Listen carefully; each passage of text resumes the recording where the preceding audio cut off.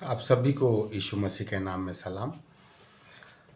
परमेश्वर को हम समझने की कोशिश कर रहे हैं, लेकिन परमेश्वर के साथ साथ हमें शैतान के भी उन हथियारों को और शैतान के उस बहकाने और फुसलाने और यीशु मसीह की नज़र से गिराने के लिए जो टेक्निक या जो बातें शैतान यूज़ करता है, हमें उसको भी समझना अति आवश्यक है। परमेश्वर ने हमें बुद्धि, समझ, ज्ञान, पवित्र आत्मा, वचन सब दिया है, लेकिन उस पवित्र आत्मा के हमारे अंदर रहने के बाद भी हमें हर दिन उस पवित्र आत्मा से चिपक कर, लिपट कर वो क्या कहना चाह रहा है उसकी अगुवाई में चलना बहुत ज़रूरी है।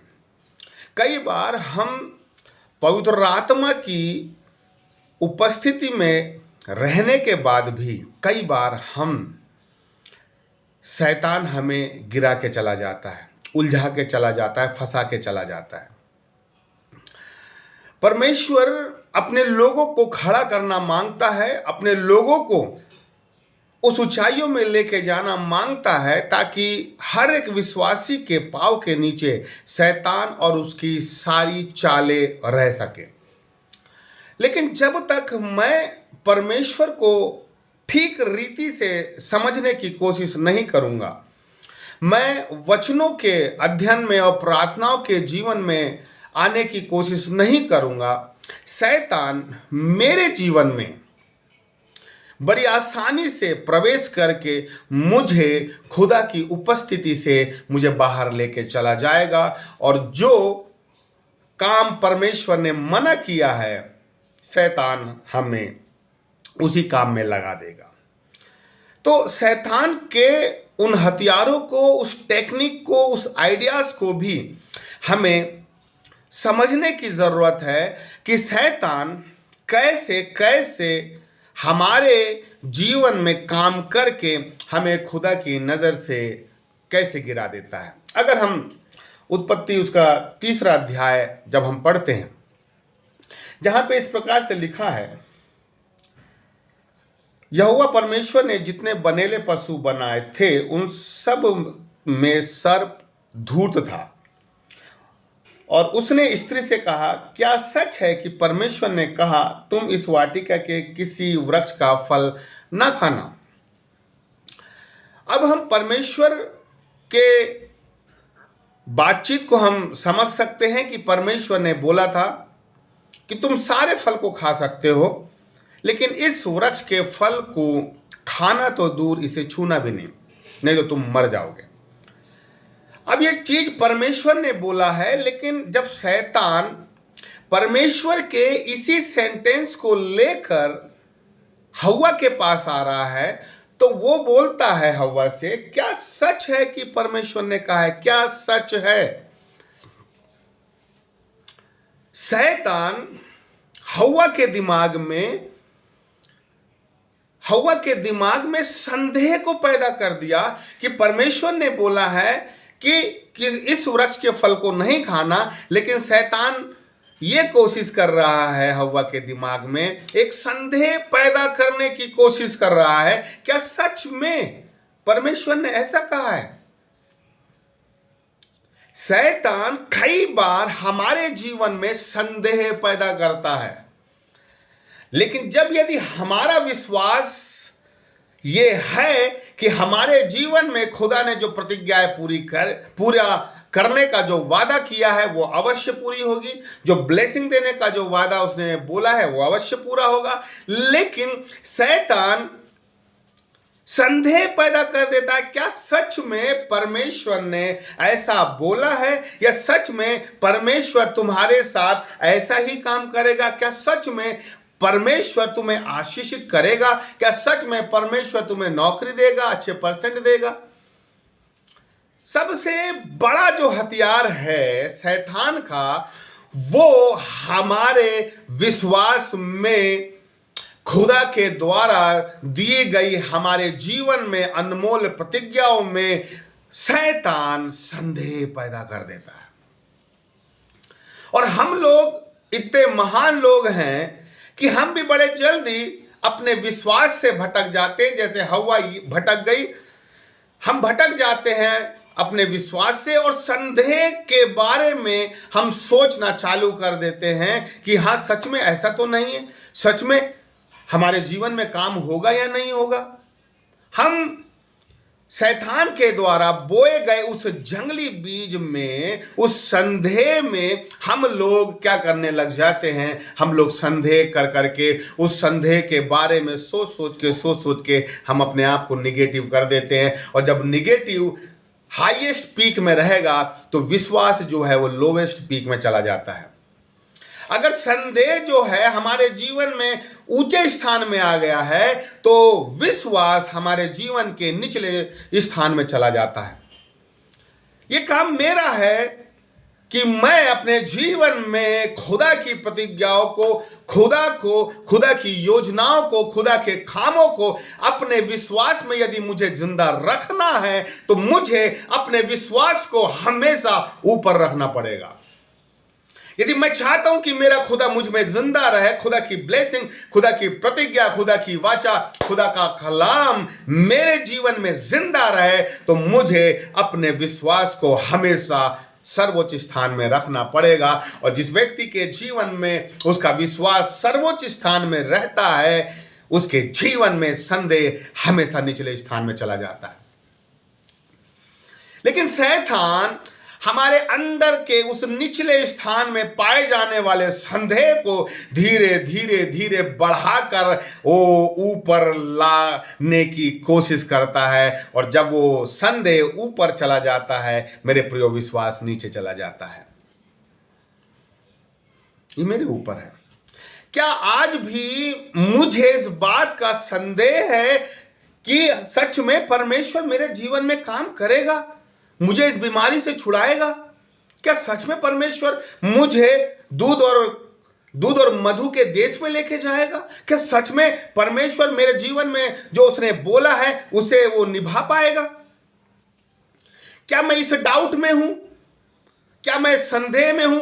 यदि मैं इस संदेह में हूं, इसका मतलब यह है कि शैतान जीवन में काम कर रहा है, क्योंकि जहां संदेह है वहां शैतान है। या फिर मैं अपने संदेह से निकलकर अपने विश्वास के जीवन में हूं कि मैं खुदा आपने जो मेरे लिए बोला है ना, वो नियुक्त समय में पूरा होगा, वो होगा। उसे देर भले हो सकती है, लेकिन खुदा अवश्य अपने समय में मेरे और मेरे परिवार में काम करेगा। शैतान ने हव्वा के दिमाग में जंगली संदेह का बीज बो दिया और वो वहीं पे सफल होने के लिए सीढ़ी में पहला कदम रख दिया। अब जब इसके आगे हम पढ़ते हैं, यहां पर चौथे पद में फिर शैतान हव्वा से दूसरी बार बात करता है और बोलता है, तब सर्प ने स्त्री से कहा, तुम निश्चय ना मरोगे, वरन परमेश्वर आप जानता है कि जिस दिन तुम उसका फल खाओगे उसी दिन तुम्हारी आंखें खुल जाएगी। अब जो परमेश्वर ने बोला है कि तुम इस फल को नहीं खाना, लेकिन शैतान हव्वा से जब बात कर रहा है तो वो परमेश्वर की बातों का खंडन कर रहा है। वो ये बोल रहा है कि नहीं नहीं नहीं, तुम मरोगे नहीं। परमेश्वर ने बोला है मर जाओगे, लेकिन सांप क्या बोल रहा है? सर्प ये बोल रहा है कि तुम मरोगे नहीं। जो दूसरा हथियार है संदेह के बाद, कि शैतान परमेश्वर की बातों का हमारे जीवन में खंडन कर देता है। हव्वा जिस वचन को लेके चल रही है कि हम मर जाएंगे, हम मर जाएंगे अगर हम उस फल को खाएंगे, तो शैतान ने, सर्प ने उसके अंदर के इस विश्वास को, शैतान ने हव्वा के अंदर परमेश्वर की इस बातों को खंडित कर दिया। शैतान हमारे जीवन से परमेश्वर की उन प्रतिज्ञाओं को, परमेश्वर के कहे गए शब्दों को क्या करता है? खंडन कर देता है। हम कई बार हम इस बात को समझ नहीं पाते कि हम जिस विश्वास से चल रहे हैं, हम जिस फेथ से पवित्र आत्मा के मोमेंट में चल रहे हैं, हम पवित्र आत्मा से कैसे चिपक के चल रहे हैं, खुदा की उपस्थिति में कैसे हम चल रहे हैं, लेकिन उसके बावजूद भी हम कई बार परमेश्वर ने जो हमें बोल के रखा है, जिस फेथ के साथ हम परमेश्वर में चलने की कोशिश करते हैं, शैतान हमारे फेथ में ही वार करने की कोशिश करता है। क्योंकि यदि फेथ टूट गया तो मेरा और खुदा का संबंध टूट गया। इसलिए शैतान हमारे फेथ पे वार करता है। वो कुछ ना कुछ ऐसी एक्टिविटी हमारे जीवन, हमारे परिवार में कर देगा, कुछ ऐसे बीज को बो देगा, कुछ ऐसे लोगों को हमारे जीवन से जोड़ देगा, कुछ ऐसे तरीकों को हमारे जीवन में ला देगा जहां पर हमारा विश्वास जो है डगमगाने लग जाए, और हम जिस विश्वास में चल रहे हैं, जिस प्रतिज्ञा में चल रहे हैं, उसी प्रतिज्ञा के हम विरोध में काम करने लग जाएं। शैतान ने हव्वा के परमेश्वर के उन शब्दों को हव्वा के जीवन में खंडित कर दिया कि नहीं, ऐसा नहीं है, तुम नहीं मरोगे। और मेरे प्रियो, अगर आगे हम पढ़ते हैं तो वहां लिखा है कि हव्वा ने जब उस फल को देखा तो उसने फल को खा लिया। पहली चीज, हव्वा ने अपने लाइफ में संदेह को आने दिया। दूसरी चीज, हव्वा ने परमेश्वर के उन वचनों को अपने जीवन में खंडित होने दिया। और इसके अलावा जब उसने उस फल को देखा ना, तो अपने आप उस फल की तरफ वो अट्रैक्ट हो गई। हम कई बार परमेश्वर के नजदीक में रहने के बाद भी जब शैतान हमारे जीवन में संदेह पैदा करता है, हमारे जीवन में खुदा के वचनों को खंडित करता है, हमारे फेथ को कमजोर करता है, तब वो हमारा ध्यान उन वस्तुओं की तरफ कर देता है, उस पाप की तरफ कर देता है, ताकि हम उन फल को देखकर अट्रैक्ट हो जाएं, उन पाप को देखकर अट्रैक्ट हो जाएं। मेन मकसद सांप का यह था कि वो फल खाने में उसे विवश करे, इसलिए उसने ऐसी बातें किया। और शैतान भी ये चाहता है हमें गिराने के लिए, वो भी ऐसे ही मीठे मीठे शब्दों के साथ, संदेह के साथ, खुदा के कलामों को खंडित करते हुए हमसे बातें करने लग जाता है। लेकिन जो व्यक्ति खुदा से बात करता है, जो परमेश्वर उस व्यक्ति से बात करता है, तो उस व्यक्ति के जीवन में उसे शैतान से बात करने की जगह नहीं रखनी चाहिए। यदि मैं खुदा से बात कर रहा हूं तो मैं शैतान से मैं क्यों बात करूंगा? यदि खुदा मुझसे बात कर रहा है तो मैं शैतान को अपने जीवन में बात करने क्यों दूंगा? जब मैं खुदा से जुड़ा हूं, खुदा मुझसे जुड़ा है, खुदा का आत्मा मेरे अंदर है और हम बात कर रहे हैं चिपके हुए, हम एक दूसरे को समझ रहे हैं, लेकिन उसी बीच जब शैतान मेरे जीवन में खुदा के प्यार को लेकर संदेह पैदा करने की कोशिश करे, उसके कलामों में मुझे गिराने की कोशिश करे, तो मैं उसकी बात क्यों करूं? मैं उससे बात क्यों करूं?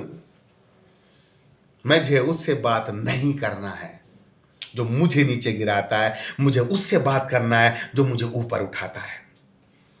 मुझे उससे बात नहीं करना है जो मुझे संदेह में डाल देता है, मुझे उससे बात करना है जो मुझे विश्वास में लेके चलता है। मुझे उससे बात नहीं करना है जो मेरे जीवन में खुदा के कलामों को फीका होने देता है, लेकिन मुझे उससे बात करना है जो मेरे जीवन में अपने कलाम को गाढ़ा होने देता है। चुनाव मेरा है कि हव्वा परमेश्वर से बातें करे या परमेश्वर हव्वा से बातें करे या हव्वा शैतान से बातें करे। और चुनाव मेरे ऊपर है। आज हमारे दिमाग में खुदा की भी आवाज आ रही है, शैतान की भी आवाज आ रही है, लेकिन मुझे ये समझना है कि मैं खुदा में अब नमक के समान उसके जीवन के जल में घुल गया हूं। अब मैं नहीं रहा हूं। इसीलिए मुझे खुदा से बात करते चले जाना है। क्यों? क्योंकि यदि मैं शैतान से बात करूंगा तो मैं पाप में ठहर जाऊंगा, पाप में रुक जाऊंगा, पाप में ही मैं वहीं पर ही खत्म हो जाऊंगा। लेकिन जब मैं खुदा से बात करता चला जाऊंगा तो मैं आगे बढ़ता चला जाऊंगा, मैं उठता चला जाऊंगा, मेरे लिए नए दरवाजे खुलते चले जाएंगे, मेरे लिए टेढ़े मेढ़े मार्ग सीधे होते चले जाएंगे। जब मैं खुदा से बात करता चला जाऊंगा तो वो मुझे दूध और नदी की धाराओं में लेके चला जाएगा। हमारा खुदा दूध और मधु के देश में हमारा इंतजार कर रहा है। हमारा खुदा हमारा इंतजार कर रहा है कि वो दूध और नदी और वो मधु जैसे स्थान में हमें लेकर जाना चाहता है, ताकि हमारे जीवन में संदेह की कोई जगह ना रहे। हमारे जीवन में विश्वास के द्वारा हम वहां तक पहुंच सके। परमेश्वर इस वचन के द्वारा आपको आशीष दे। पिता, इन वचनों के द्वारा एक एक व्यक्ति आशीषित हो और हर एक व्यक्ति प्रभु शैतान से अपना पल्ला झाड़ के, शैतान की टेक्निक से अपना पल्ला झाड़ के तेरी ओर आगे बढ़ सके। ऐसी हम प्रार्थना करते हैं, यीशु के नाम से मांगते हैं, आमीन।